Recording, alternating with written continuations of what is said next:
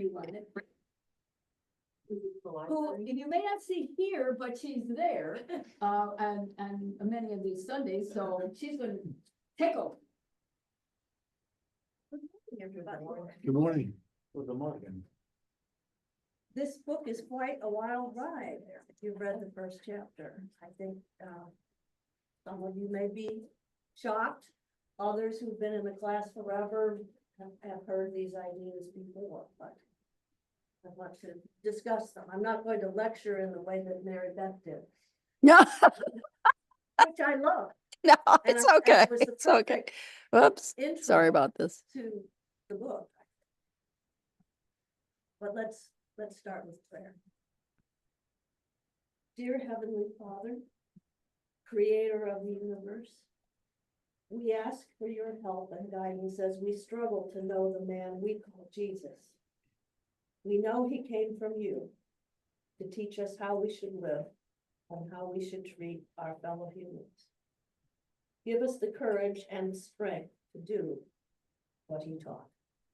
Amen. I've asked Mary Beth to bring up this part of the, her talk. And the next, is it the next? slide that gives these guys? I started with the wrong one. I'm sorry.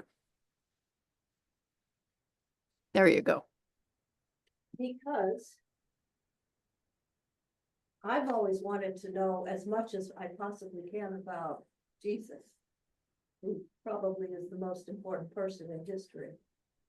And I've gotten the feeling with the readings lately that, and the lecture and other things, that we haven't always been given the straight dope about Jesus of Nazareth. And a bit, to me, the biggest part of the problem goes back to this Nicene Creed, where there were very, very different and opposing viewpoints about who Jesus was. And they were, everybody had their own idea, and it went all around the Mediterranean. And that's why we have so many different gospels, because each little community tried to write down what they knew about Jesus and how they saw him.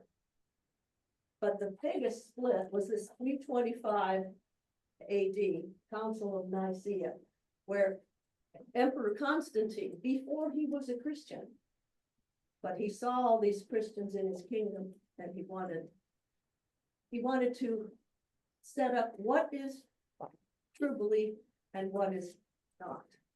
And so the bishop, all these men got together and hammered out the Nicene Creed. Not everybody was happy about it. And in fact, they came to blows. At one point, Nicholas of Myrna actually slapped Arius in front of the whole group. They finally took a vote. The Orthodox, led by Anastasius, won, but there were dissenters, including Arius. So Constantine, being an emperor, said, okay, that's it. This is belief. Anything else is heresy. And he made this ruling. This is part of it. In addition, if any writing composed by Arius should be found, it should be handed over to the flames, so that not only will the wickedness of his teaching be obliterated, but nothing will be left to remind anyone of him. And I hereby make a public order that if someone should be discovered to have written a writing composed by Arius, and not to have immediately brought it forward and destroyed by fire, his penalty shall be death. Whoa. As soon as he discovered this offense, as soon as he is discovered in this offense, he shall be submitted for capital punishment. Wow. That's pretty tough language. So basically, anybody who disagreed with what came out of the Council of Nicaea was a heretic. And we know there were monasteries all over, especially Egypt, groups of men trying to live their life according to their view of Jesus. So, Mary Beth told us about the Nag Hammadi documents that were found. And we don't know for sure, but it looks like some monks in a nearby monastery just couldn't bear to see these documents destroyed. So they put them in a giant jar and buried them. And it was not discovered until 1945. I think that's 80 years, yes, that was the year of my birth. So. And not only were they not discovered till 1945, but they really weren't even translated into English until the 70s and 80s. Elaine Pagels is one who has worked with deciphering these Gnostic Gospels and the Gospel of this and the Gospel of that. So if you're wondering, if you're anywhere close to my age, if you're wondering, why did I never hear about this when I was in Sunday school? It's because this is new information. Now, there may be people who say, I know what I know, don't bother me with this information. But there are others who find it interesting to think about other ways of viewing Jesus. So, any reaction to your reading of chapter 1? Or the paternity of Jesus? I liked, what I read and all the different ideas, but there was one place where I thought she said, no other religions have had a virgin birth. And I'm going, no, I could go to Google and find 10 other, what was that, a misprint? I mean, that almost made me stop reading her because, or did I misread what No, I Elaine think she said? said that in the book. What other virgin births are you referring to? Oh, the Greek goddesses, the Hindu and Buddhist. I mean, they think a serpent laid by the lady, and But that's not a virgin birth. You're right, there are all those, I mean, Alexander the Great's mother was supposedly impregnated by a snake who was Apollo, and Helen of Troy, mother was supposedly impregnated by Zeus in the form of a swan, the Leia and the swan. I can't think of Hinduism or Buddhism, but you're right, the Greek world and Roman world was full of stories, and it was basically their way of explaining how some people were superior to other people. Why is Achilles such a fabulous warrior? Well, his mother was a sea nymph. It was just the precursor, I guess, to modern psychology. Well, knowing human nature from the beginning, the fact that there were women that showed up with unexplained babies, you just know that the claim would have been made in many times and places, and if the person turned out to seem supreme or magical, then you get virgin birth instead of unplanned pregnancy. I think it's interesting that there are all sorts of sources that I have not read, where she refers to tradition says, or it's in the Jewish lore, or there are all kinds of manuscripts, and Jesus, there were questions about Jesus's paternity in his own lifetime. Yeah. The term virgin birth existed long before Jesus as a metaphor, indicating divine right, kinship, or loyalty. And even the prophecy in Isaiah, I think, is not referring to being sexually intact, but rather a young woman. And trying to assert that Jesus was divinely appointed and such. This virgin birth idea, some traction. But who knows? I don't feel the need to insert that myself. So, And in fact, Mark doesn't seem to be interested in John. It's only in Luke and Matthew that we get birth stories at all.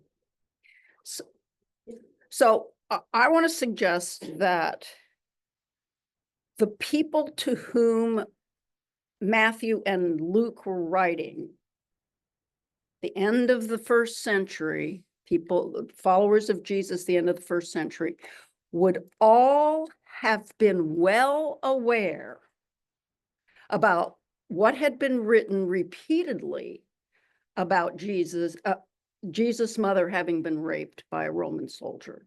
So that's in their minds. So I see this as trying to clean that up. I think that was their goal, and it makes sense for Matthew to go back to that Isaiah passage. He was reading the Greek, as Susan pointed out. The Hebrew really virgin is young woman, but whatever, it served him. It served him. And to me, that makes a lot of sense. It really does make a lot of sense. And one thing they're clear on, Joseph was not his father. Maybe he didn't exist at all. Some people say he's just fabrication, but he could well have been the husband of Mary. But not the father of Jesus. And it could be, I think it's in this, it's in Jane Hagel's word, she said, Deuteronomy lays down the law concerning rape. If a woman is raped out in the countryside where she couldn't call for help, then she's considered innocent of if it was forced upon her. Whereas if she gets raped in town where she could cry for help, then she's guilty and needs to be stoned with the man. So it looks like Joseph might have been aware of something like that and said it's not Mary's fault, and a contract is a contract. But the use of that term, it sounds like from what Susan said, is a metaphorical term, not a literal term, because like Annette, I was under the impression that there were a lot of places where they would say this woman was virgin and that woman was virgin. So I was also surprised when she said it was the only one. So, maybe that's, everybody understood that as a metaphor, perhaps at the time. as a metaphor, it's like saying he was born with a silver spoon in his mouth. But it was a metaphor that these later church fathers took absolutely literally, when perhaps the people living who actually knew Jesus didn't think that way, but they revered him. And when you compare Matthew and Luke, the stories are so completely different that you just think, man, they are trying so hard.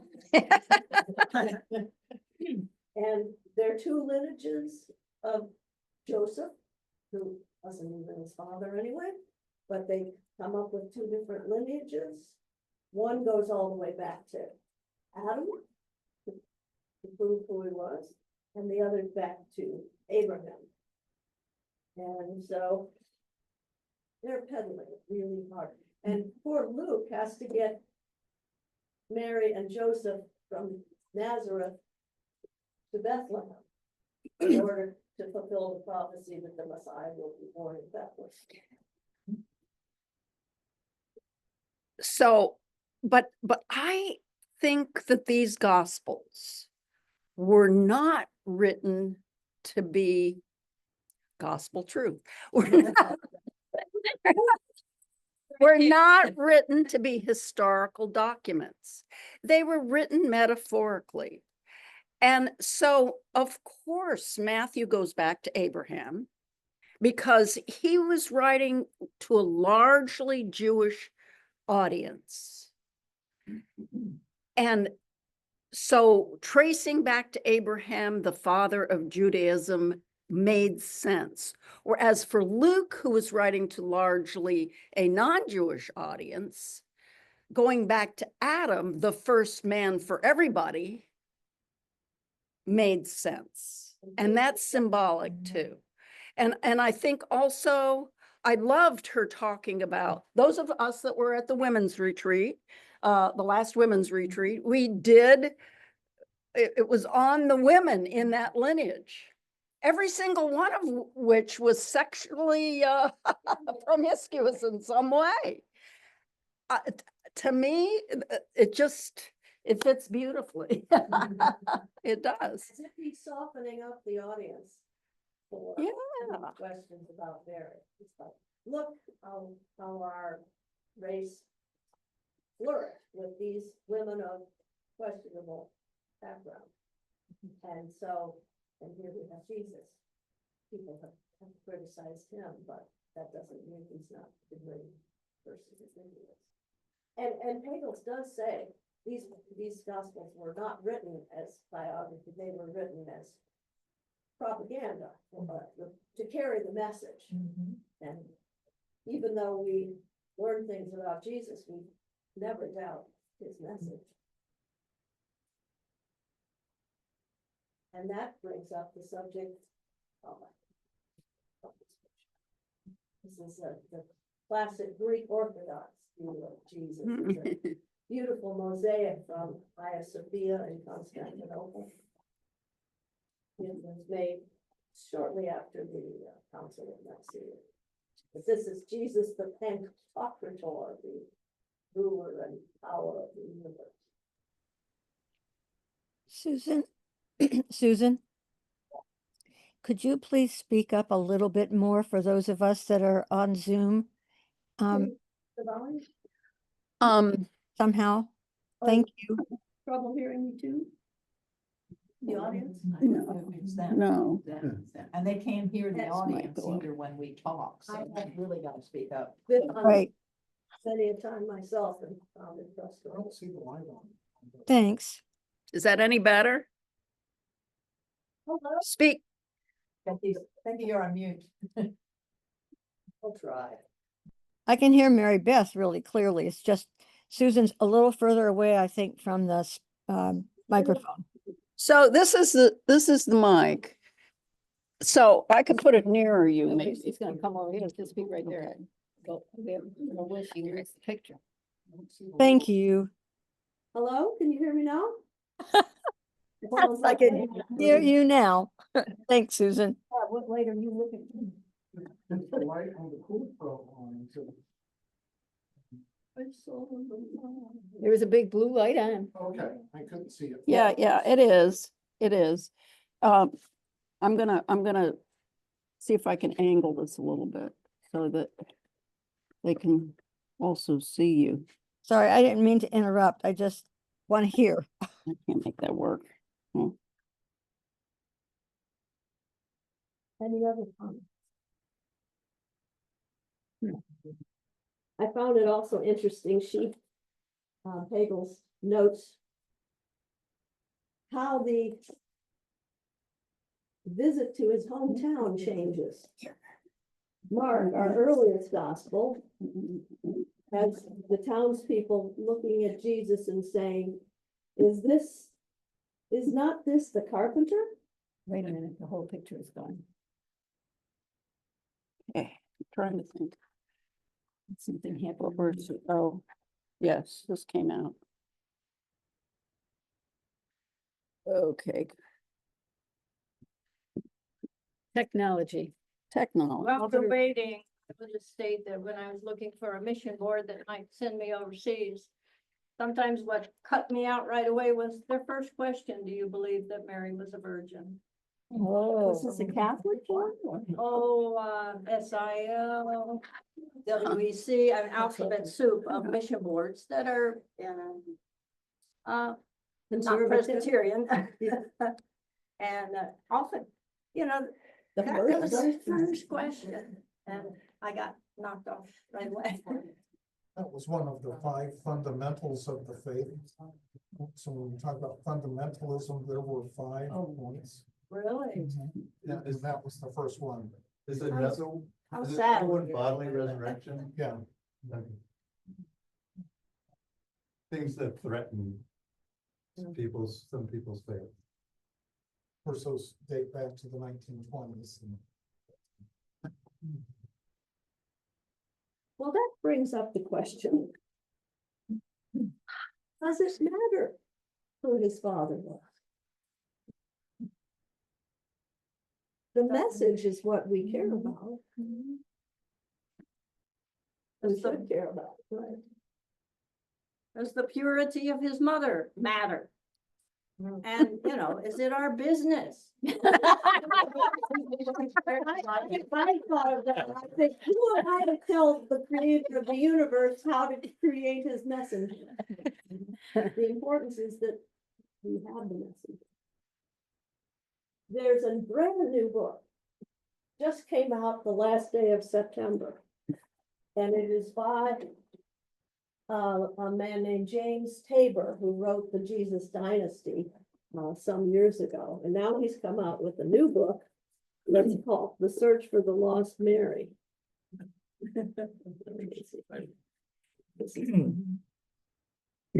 And he goes into great detail about Mary, whom the Catholics sort of have anointed as pure and holy and virginal forever. I'm not saying that's a terrible thing to do, but it may hide how important Mary was. When you think that Jesus spent the first 30 years of his life in Nazareth with his family, with his mother, who was probably a widow by the time he was a teenager, and his 4 brothers and 2 or 3 sisters, and they all grew up in Nazareth. Don't you think Mary would have had a very important role in shaping Jesus's philosophy? And in Luke, I found it interesting after reading that. In Luke, where Mary recites the Magnificat right after, I guess she goes to see Elizabeth, and Elizabeth says, when you spoke, the baby in my womb leaped with joy. And then Mary says the Magnificat. This is long before Jesus's birth. And she goes on and on about how great the Lord is and how he will bring the rich down and the poor up. And it sounds so much like some of the teachings of Jesus that he probably grew up at Mary's knee hearing things like this. Another thing that comes out in Tabor's new book is that Mary had the most horrible early life. When Jesus, assuming Jesus was born around 4 BC, the Roman army came in response to a rebellion by Judas the Galilean and devastated the countryside and totally destroyed the city of Sepphoris, which was only 4 miles away from Nazareth. And they crucified 2,000 men. Yeah. And he says, imagine, they were all along the roads leading around the country. Imagine just having to go to the market and having dying corpses hanging from 2,000 crosses. That's pretty traumatic for a young mother. But then, as Jesus was growing up, Sepphoris was rebuilt by the son of Herod that took over the Galilee. I can't remember which of them. Archelaus. Archelaus. Herod Antipas. Herod Herod, Antipas.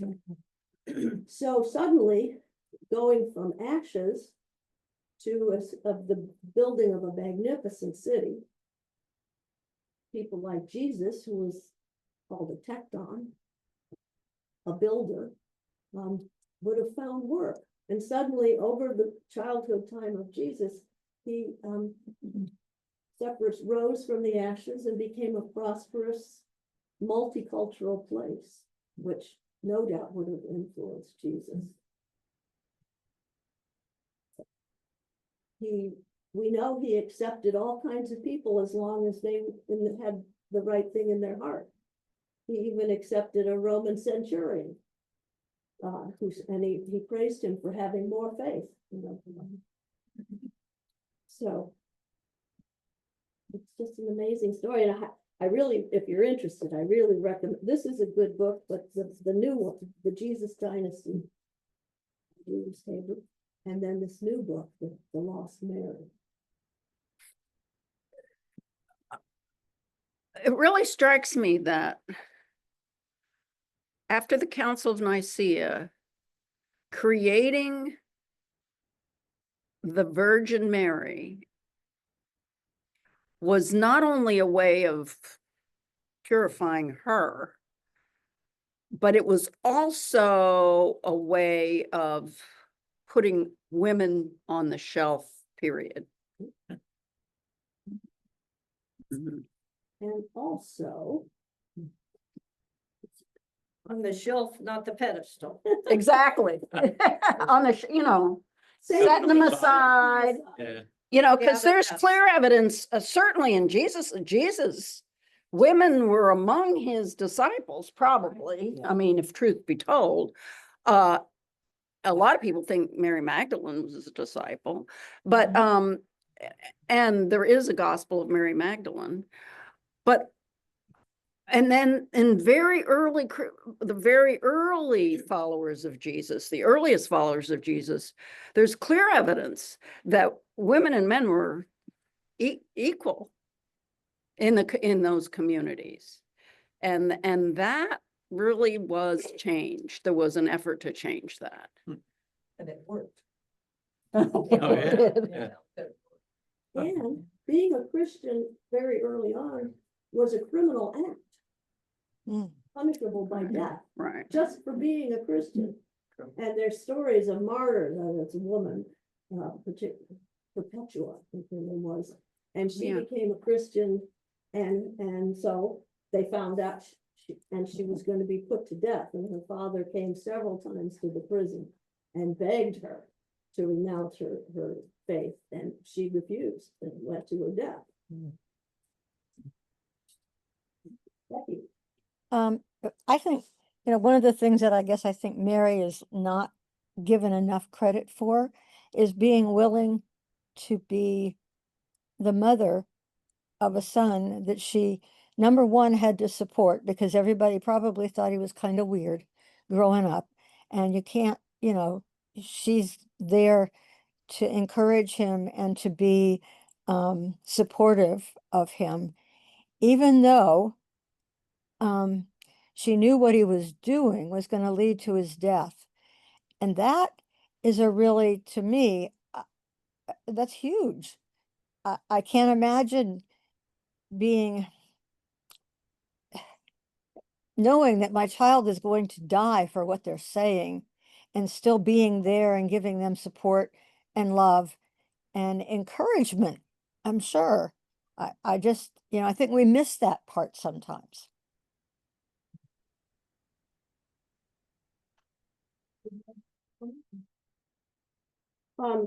Speaking of which, Jesus's visit to his hometown, Mark says, is not this the carpenter, the son of Mary, and brothers of James and Joseph and Judas and Simon, and are not his sisters here with us?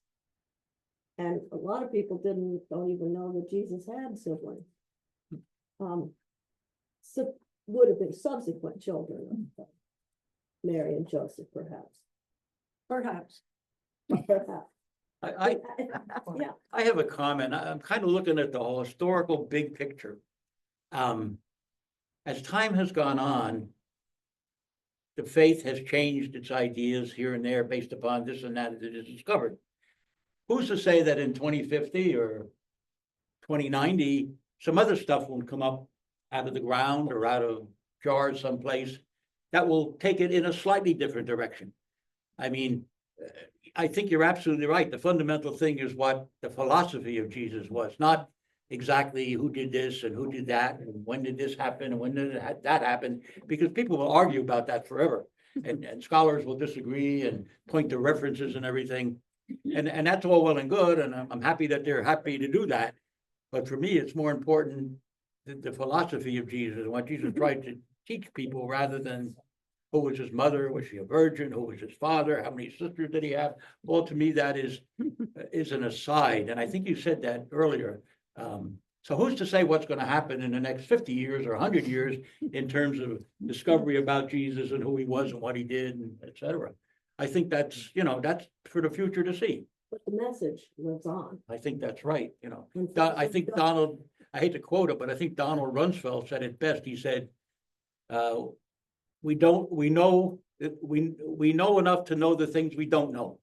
And I think that's certainly the case here. The known unknown. There are known knowns and unknown knowns, or whatever. I don't get that exactly right, but who can say, But Susan, along that same point, and it's something that I always try to tell youth, when I meet with them and other groups. The Bible isn't it's not a textbook. It's not a history book. Well, most every biography that you read, the author has a point of view. These authors had a point of view, so they're not. But it's not a science book. It's a faith book. And so, what is the author trying to say through these stories? What is this? What is the meaning of the story? As Mary Beth was pointing out, that his genealogy goes back to Abraham. What does that mean? What's the meaning of that? What is Matthew trying to tell us when kings from far away, or learned men from far away come? What is Luke trying to tell us when shepherds arrive? It's part of it, whether you take it as historical fact, to Bob's point, sometimes can be outside of, beyond the point, miss the point. What is the point of the story? What is the author trying to teach us through the story? And I have always found it fascinating that, this is my thought, but the fact that there were questions around Jesus's birth, and that he probably was called a bastard growing up. The fact that he referred to God as Father, I find fascinating. That, who is my father? My father is in heaven. And so when there are questions about his lineage, all of his life, I just find that interesting, that's Jesus's best word for his relationship with God.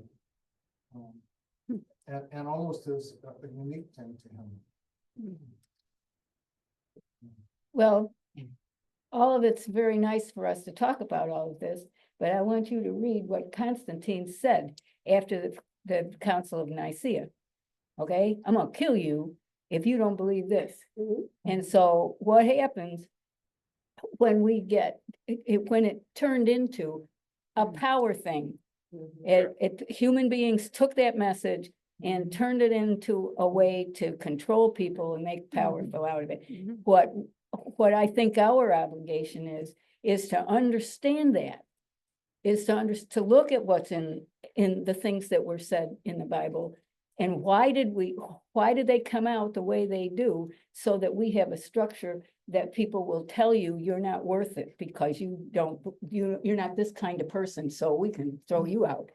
And how did we get to that? And we should look at why that power, we exercise power instead of love. Religion has always been political. Who's up, who's down, and who gets to call the shots. And politics has always used religion. Yes. To affirm its position. It goes both ways. And to claim that they have power. Right, I mean, the king. That is God anointed by ordained. God, right. Well, obviously, the Catholic tradition is Mary. I mean, but. And growing up, the entire month of May is dedicated to Mary. And when we were in school, and it was Catholic school, you know, we would have May crownings in the classroom every single day during the month of May. What was the May crowning? The nuns would create little grottos in the classroom with little statues of Mary, always in blue, by the way, Yeah, always in blue. And, I see you we wore would- blue today. we all got. Wrong blue though. We all got, yeah, they probably have it.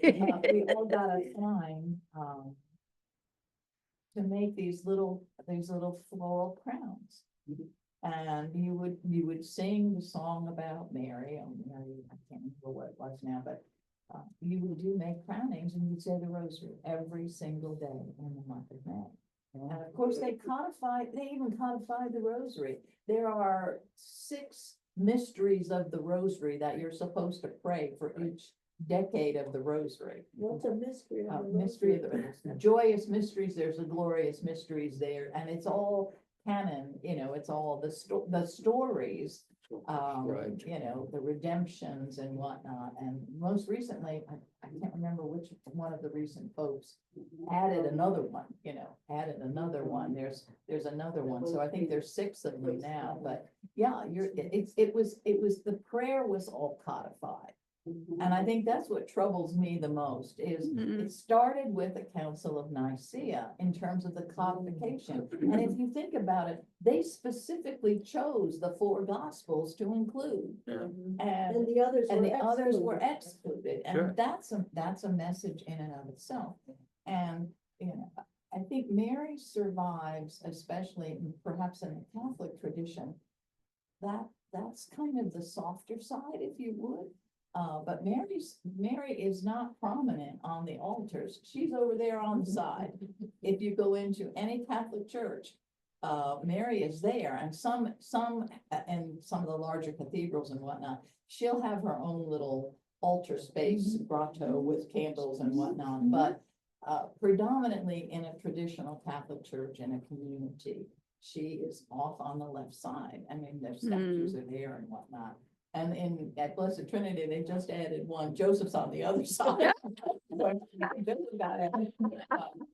And of course, St. Patrick is on the altar because that's Father Patrick. On his 50th, I think it was what his ordination to the priesthood, one of the anniversaries or something. The church got together and had a beautiful statue made of St. Patrick, and it was given to him.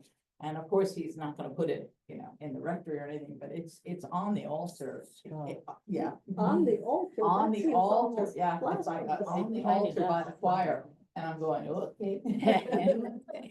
But that's an homage to Father Patrick. But again, no, the devotion to Mary, and it's not worship, and people have to get very careful about it. But she is considered an intercessor. And when you pray to Mary. You pray to Mary as an intercessor, but not to worship her. And it's very clear, which you're taught that from the very, very early on, but there is she holds a very special place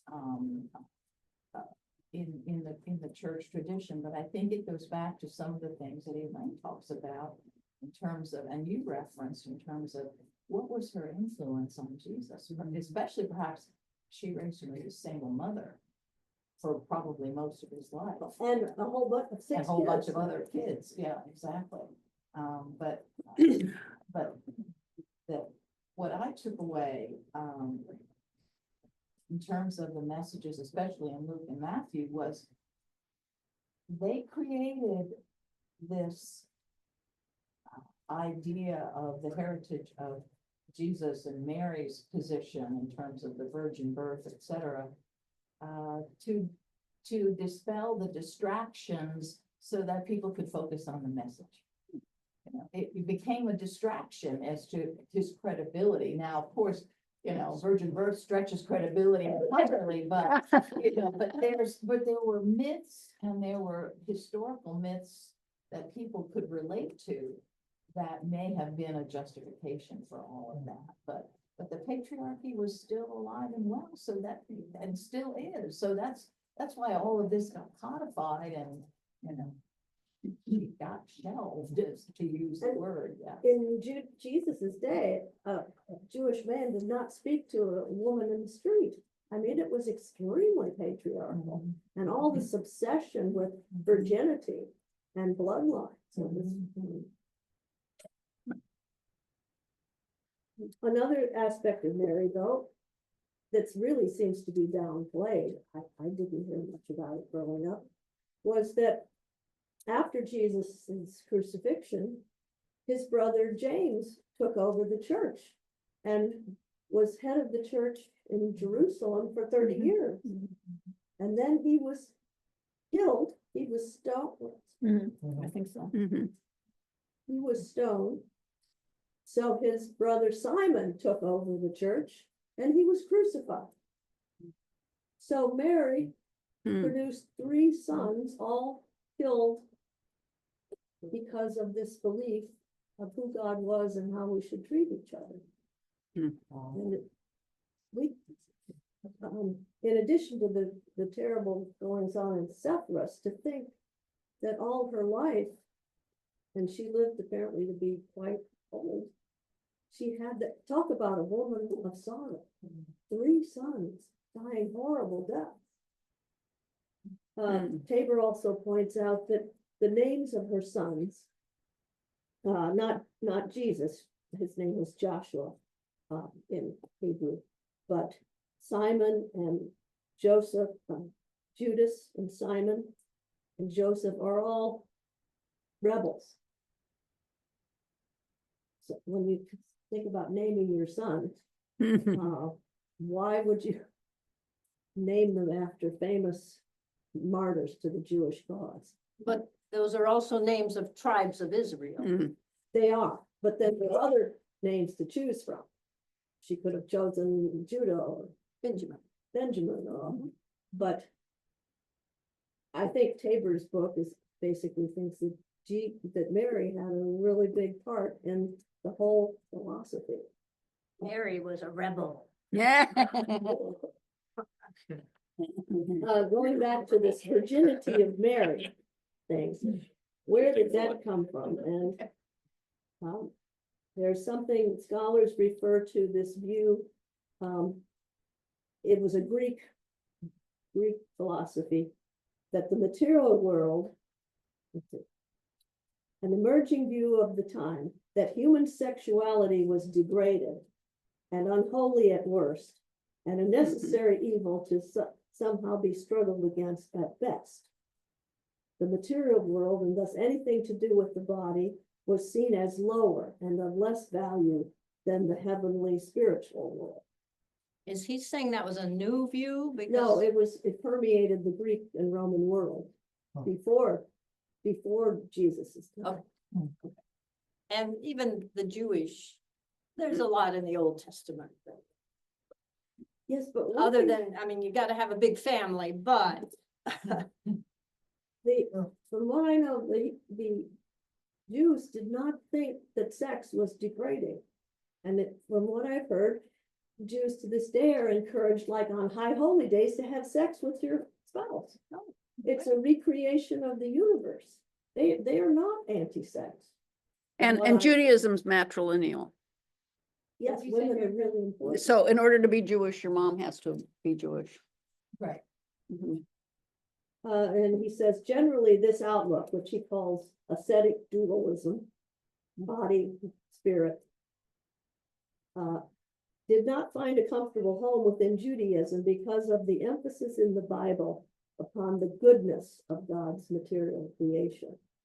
So God created us this way, and therefore we should participate in his creation.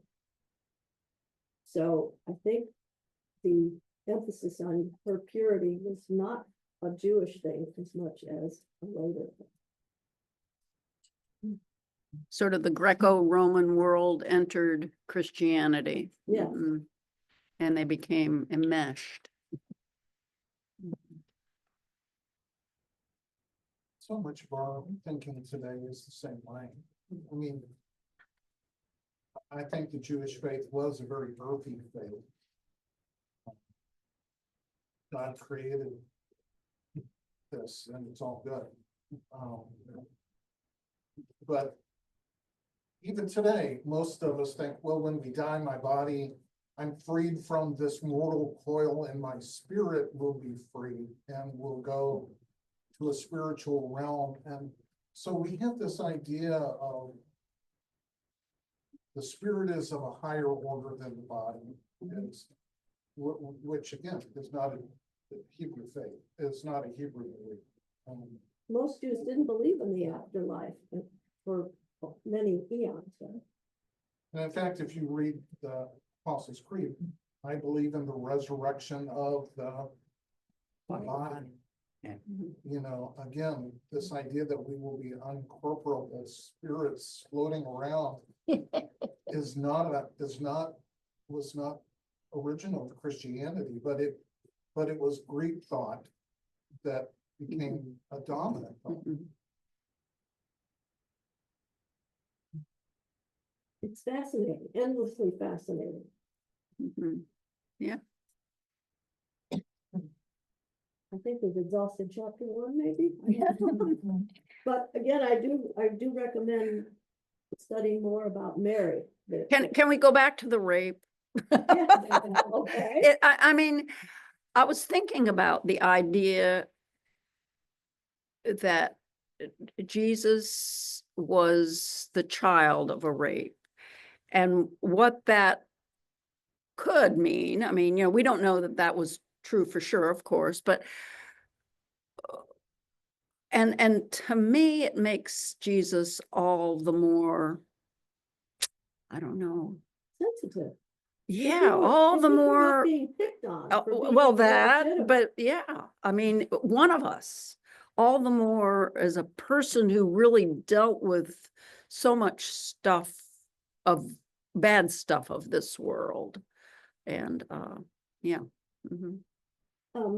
In Tabor's book, there's an actual photograph of the tombstone of Panthera Hmm. that was discovered in Germany, which Tabor went to see for his own eyes and talked to the people who found it. And here's a picture of him sort of measuring this tombstone. And Elaine Pagel suggests that could, if indeed he was the biological father of Jesus, that could be the one actual relic we have from Jesus. Wouldn't that be ironic?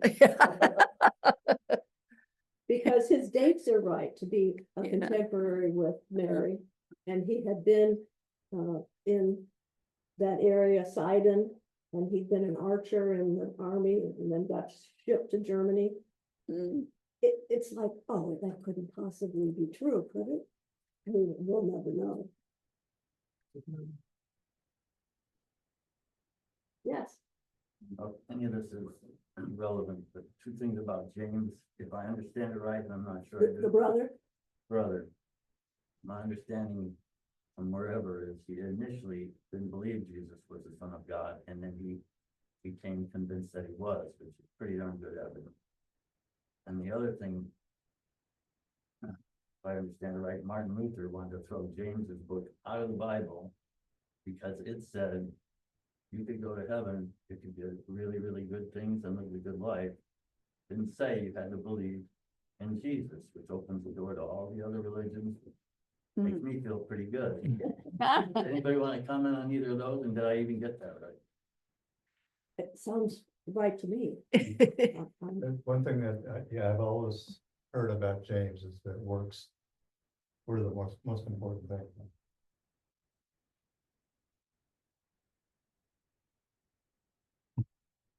Again, I would say that Martin Luther had a point of view. You think? We are saved by what we believe. Yeah. And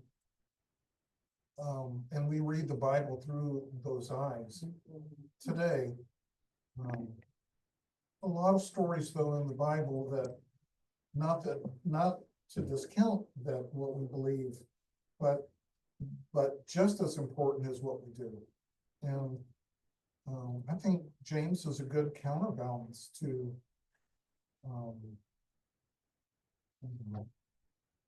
when you think of Matthew 25 or the sermon or the passage we're gonna hear in church today, what you do matters. And it's not just believing the right things. But to the point, I do think his brothers, James, Joe's, Simon, they were leaders in the early church. They are normally associated with the Ebonite group. And so that you talked about last week. So the fact that they came to believe that Jesus was the Messiah, when they may not have believed that at first. But what they truly believe, did they believe he was divine? That's a question that we don't know the answer to. But we do know that I do think that they came to believe that he was the Messiah. Wouldn't that be hard to grow up with an older brother who was always saying, not only am I the older brother, but I'm the Messiah. Well, I think of Jesus going along with his disciples in Galilee. They obviously didn't think that he was the Son of God then, or they wouldn't have been able to eat lunch. They would have been terrified. But the term Son of God, I think, has been misunderstood too, because most of the Jews, that meant a special person of God. It didn't mean divine. And the Messiah was going to be the anointed one, not divine. He was going, and there were going to be two Messiahs, a king and a priest. And apparently, according to some of the records, Mary was descended from both the priestly side and the Davidic side. So her son, Jesus, would have a real great claim to being the actual Jewish Messiah. Interesting. That's all I have for you today.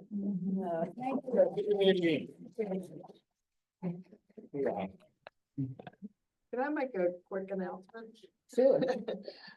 Gilbert King, who wrote Devil in the Grove. Yeah, who yeah, we've yeah, yeah, talked yeah, about in yeah, here yeah. before, he has a new book out, Bone Valley, which is a story about the Leo Schofield, who was wrongly accused and sent to prison. He's doing a presentation this Friday at UF Law at 5:30 in the afternoon. So if y'all want more details about that, just text me or email or whatever, and I'll let you know. Oh, sounds good. Yeah. Mary Beth, I've forgotten who's next week. Next week is Jane. Jane Beebe is going to lead us, and it is it's looking at the miracles. A lot of I can't remember the exact name of the chapter at this moment. I don't have it in front of me, but it's chapter 2. So thank you. Yeah, thank you. Yes. Yes. So yep. Okay, we'll see you next week. Thank you for coming. Excellent. Very good. Thank you. You are It was super. yeah. No. Well, I purposely. Okay.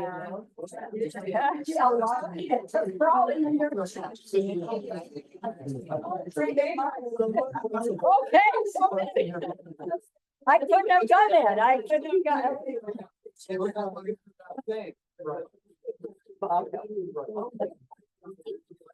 So that would be. Yeah. Sorry, one thing I wanted to ask you, but I didn't want to dominate too much. Does the church still try to insist that Jesus and their brothers? No. So you can't ignore it. I know, but I know that was a thing. That was a thing. They've softened that Yeah. in terms of the strict. They did go back though, they modified the. Really? Back in 2011, 12, something. It says now, instead of one in being with the Father, goes back to the original Greek translation, or Latin translation, substantial. That's all.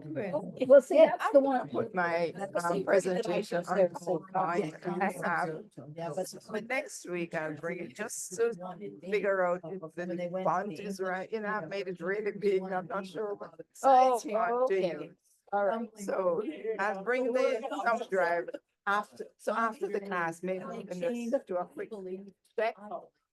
Look, see, that's what bothers me about these creeds, is their I language.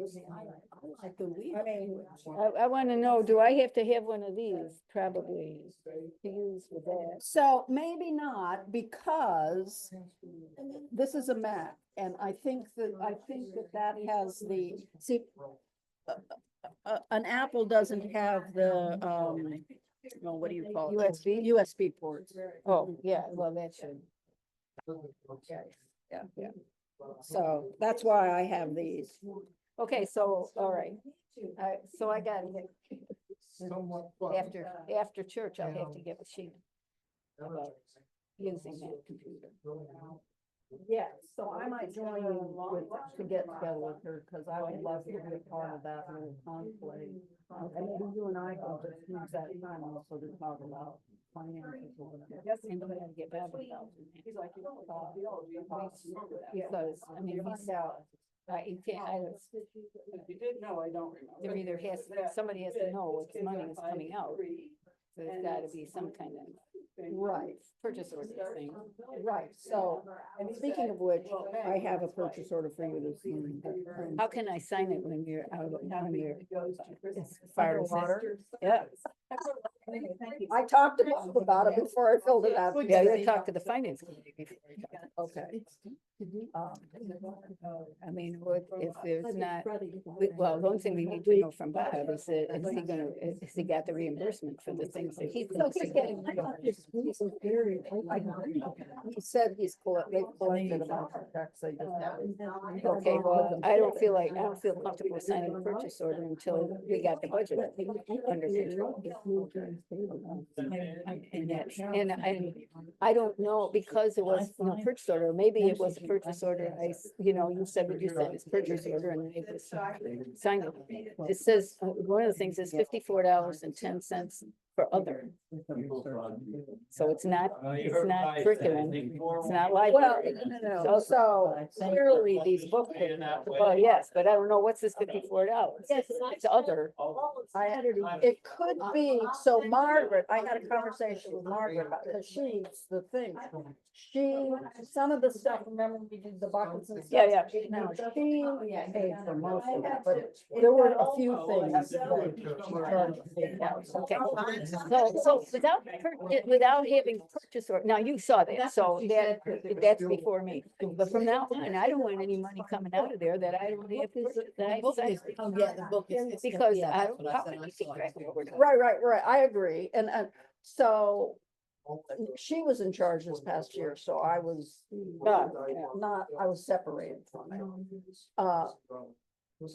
Somewhat, but I used to try, I had a running, I kept track Yeah, of anything that I signed. Actually, most of the stuff I did myself, just because I was the one buying the books. right. But, Well, and it used to be, and we have that in there, that Presbyterian women would give the library Why would you do that? $250. okay, that's on your thing, but it's not on anything that we have on the budget now. So To me, that's. they didn't do that this past There's a year. lot that we thing. don't. I'm not aware of it if they did. I think. I'm not aware of it. So they might have stopped doing. Susan, you were wonderful. Yes, thank you. You're so knowledgeable, honey, really. No, seriously. So knowledgeable. myself Yeah, in this yeah, yeah. all No, week, no, so- no. And it's truly interesting. And like Bob said, the message is what's important, but what's happened over the years is we've become focused on stuff that are not the message. Exactly. Like, you've got to believe in the virgin birth. I mean, Yeah, like, yeah, like yeah, Annette like, said, that was the first question. Yeah, exactly. And then Or you've got it, bodily resurrection. yeah, I mean, Yeah, rather than on, you know. on the mess, on the, what it represents, Yeah. yeah. What are they gonna find in 50 years? Who knows? Yeah, exactly. Well, and I like, see that's it. the thing, isn't it? I mean, to me, The story is not finished. none of. Never will be. Exactly, exactly, yeah, anyway. yeah. And people find ways to not do his. Well, that's true. You know, when you think that how they use the Bible to back up slavery, I know, well, and you kind of go, you think Jesus really would have Yeah, yeah, believed that? and I saw that both the city and the county are doing proclamations. Oh, geez, I oh, geez. guess they declared October 14th as a national day of recognition. It's his birthday. And the city and the county are doing proclamations. Sorry, sorry. And these are the very people that didn't want to have a Martin Luther King Day. I know. I'm like, really? I just don't get it. Saturday I do not get it, anyway. protest day.